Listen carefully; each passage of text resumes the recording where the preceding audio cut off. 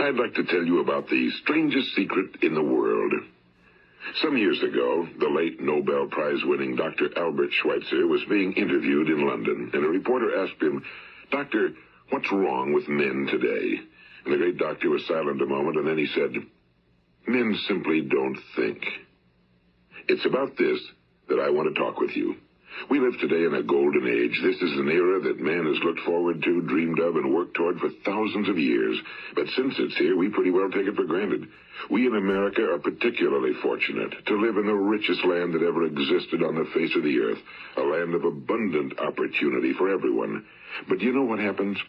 Well, let's take 100 men who start even at the age of 25. Do you have any idea what will happen to those men by the time they're 65?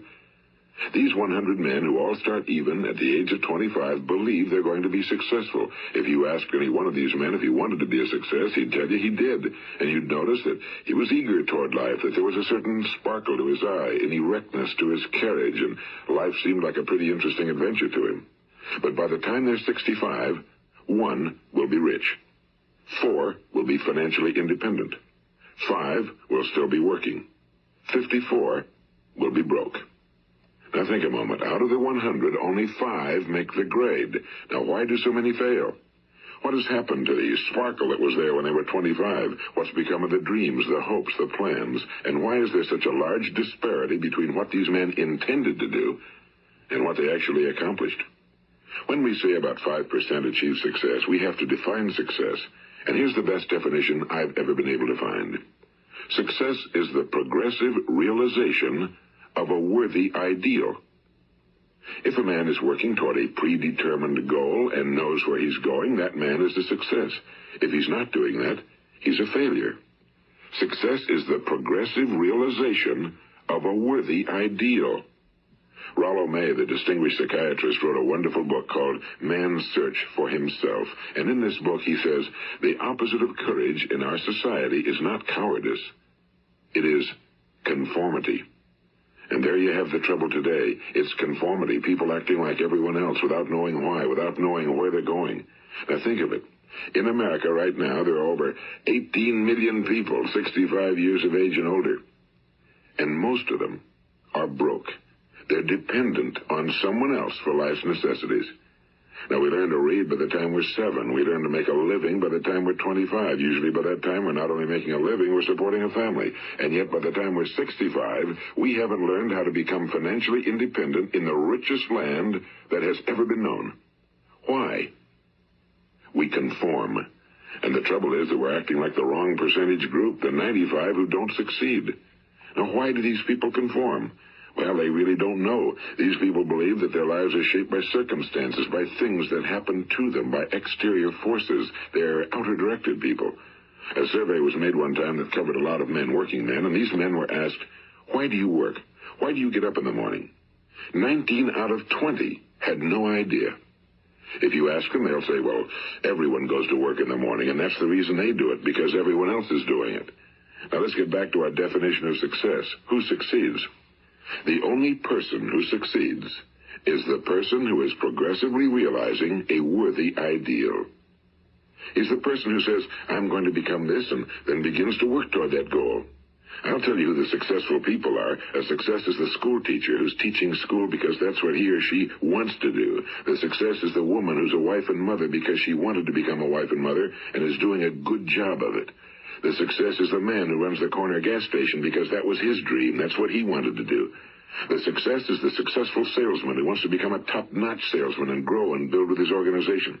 A success is anyone who is doing deliberately a predetermined job because that's what he decided to do deliberately. But only 1 out of 20 does that.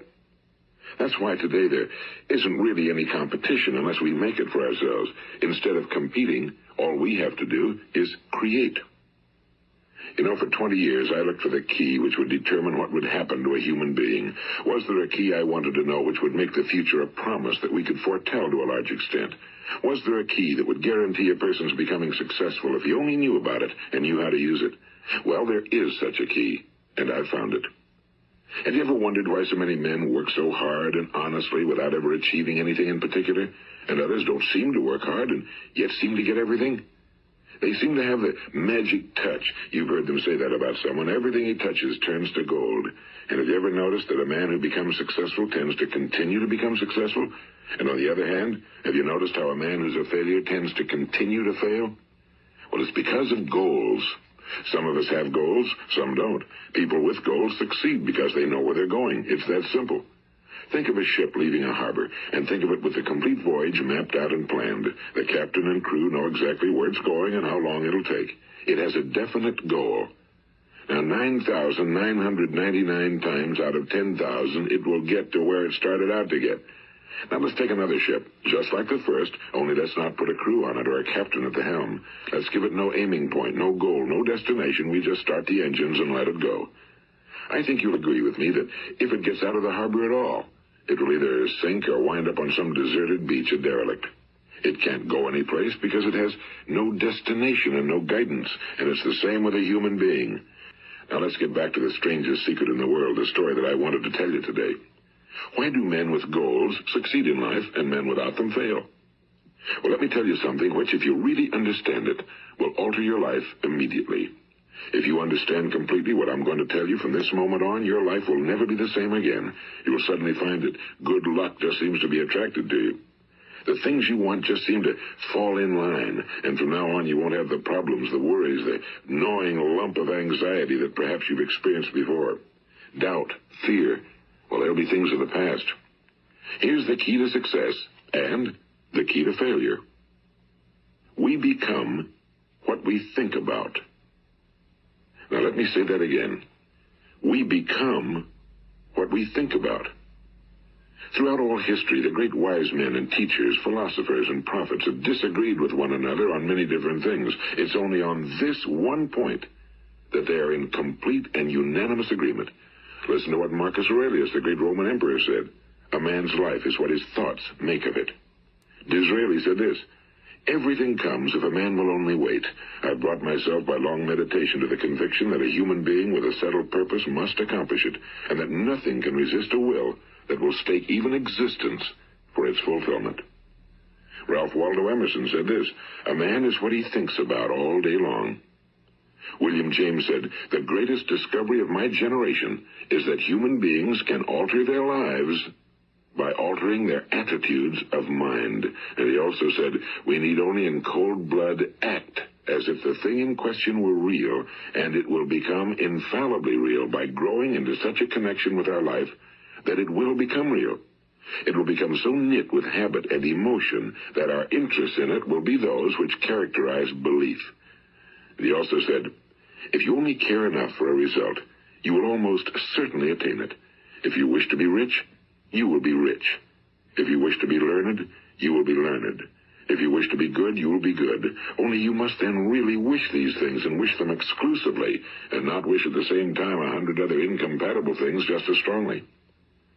In the Bible, you read in Mark 9:23, if thou canst believe, all things are possible to him that believeth. My old friend Dr. Norman Vincent Peale put it this way. This is one of the greatest laws in the universe. Fervently do I wish I had discovered it as a very young man.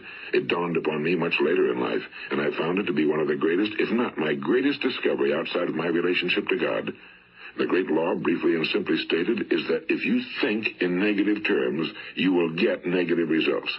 If you think in positive terms, you will achieve positive results. That is the simple fact, he went on to say, which is at the basis of an astonishing law of prosperity and success. In 3 words, believe and succeed. William Shakespeare put it this way, our doubts are traitors and make us lose the good we oft might win by fearing to attempt. George Bernard Shaw said, people are always blaming their circumstances for what they are. I don't believe in circumstances. The people who get on in this world are the people who get up and look for the circumstances they want, and if they can't find them, make them. Well, it's pretty apparent, isn't it? And every person who discovered this for a while believed that he was the first one to work it out. We become what we think about. Now, it stands to reason that a person who's thinking about a concrete and worthwhile goal is going to reach it, because that's what he's thinking about, and we become what we think about. Conversely, the man who has no goal, who doesn't know where he's going, and whose thoughts must therefore be thoughts of confusion and anxiety and fear and worry, becomes what he thinks about. His life becomes one of frustration and fear and anxiety and worry. And if he thinks about nothing, he becomes nothing. Now, how does it work? Why do we become what we think about? Well, I'll tell you how it works as far as we know. Now, to do this, I want to tell you about a situation that parallels the human mind. Suppose a farmer has some land, and it's good fertile land. Now, the land gives the farmer a choice. He may plant in that land whatever he chooses. The land doesn't care. It's up to the farmer to make the decision. Now, remember, we're comparing the human mind with the land because the mind, like the land, doesn't care what you plant in it. It will return what you plant, but it doesn't care what you plant. Now, let's say that the farmer has two seeds in his hand. One is a seed of corn. The other is nightshade, a deadly poison. He digs two little holes in the earth, and he plants both seeds, one corn, the other nightshade. He covers up the holes, waters, and takes care of the land, and what will happen?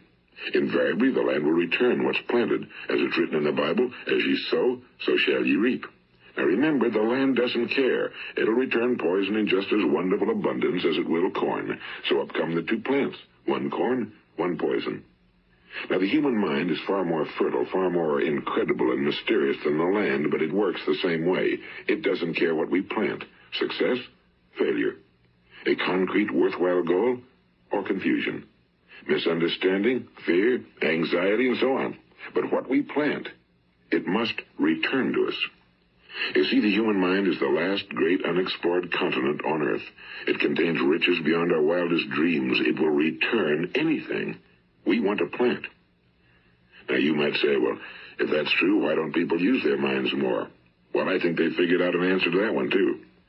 Our mind comes as standard equipment at birth. It's free, and things that are given to us for nothing we place little value on. Things that we pay money for, we value. The paradox is that exactly the reverse is true. Everything that's really worthwhile in life came to us free. Our minds, our souls, our bodies, our hopes, our dreams, our ambitions, our intelligence, our love of family and children and friends and country, all these priceless possessions are free. But the things that cost us money are actually very cheap and can be replaced at any time. A good man can be completely wiped out and make another fortune. He can do that several times. Even if our home burns down, we can rebuild it. But the things we got for nothing, we can never replace. The human mind isn't used because we take it for granted. Familiarity breeds contempt. It can do any kind of job we assign to it, but generally speaking, we use it for little jobs instead of big, important ones. Universities have proved that most of us are operating on about 10% or less of our abilities. So decide now, what is it you want? Plant your goal in your mind. It's the most important decision you'll ever make in your entire life. What is it you want? Do you want to be an outstanding salesman? A better worker at your particular job? Do you want to go places in your company, in your community? Do you want to get rich? All you've got to do is plant that seed in your mind, care for it, work steadily toward your goal, and it will become a reality. It not only will, there's no way that it cannot. You see, that's a law, like the laws of Sir Isaac Newton, the laws of gravity. If you get on top of a building and jump off, you'll always go down. You'll never go up. And it's the same with all the other laws of nature. They always work. They're inflexible. Think about your goal in a relaxed, positive way. Picture yourself in your mind's eye as having already achieved this goal. See yourself doing the things you will be doing when you've reached your goal. Ours has been called the phenobarbital age, the age of ulcers and nervous breakdowns and tranquilizers. At a time when medical research has raised us to a new plateau of good health and longevity, far too many of us worry ourselves into an early grave trying to cope with things in our own little personal ways without learning a few great laws that will take care of everything for us. These things we bring on ourselves through our habitual way of thinking. Every one of us is the sum total of his own thoughts. He is where he is because that's exactly where he really wants to be, whether he'll admit that or not. Each of us must live off the fruit of his thoughts in the future, because what you think today and tomorrow, next month and next year, will mold your life and determine your future. You're guided by your mind. I remember one time I was driving through eastern Arizona, and I saw one of those giant earth-moving machines roaring along the road at about 35 miles an hour with what looked like 30 tons of dirt in it. A tremendous, incredible machine. And there was a little man perched way up on top with the wheel in his hands guiding it. And as I drove along, I was struck by the similarity of that machine to the human mind. Just suppose you're sitting at the controls of such a vast source of energy. Are you going to sit back and fold your arms and let it run itself into a ditch? Or are you going to keep both hands firmly on the wheel and control and direct this power to a specific, worthwhile purpose? It's up to you. You're in the driver's seat. You see, the very law that gives us success is a two-edged sword. We must control our thinking. The same rule that can lead a man to a life of success, wealth, happiness, and all the things he ever dreamed of for himself and his family. That very same law can lead him into the gutter. It's all in how he uses it, for good or for bad. This is the strangest secret in the world.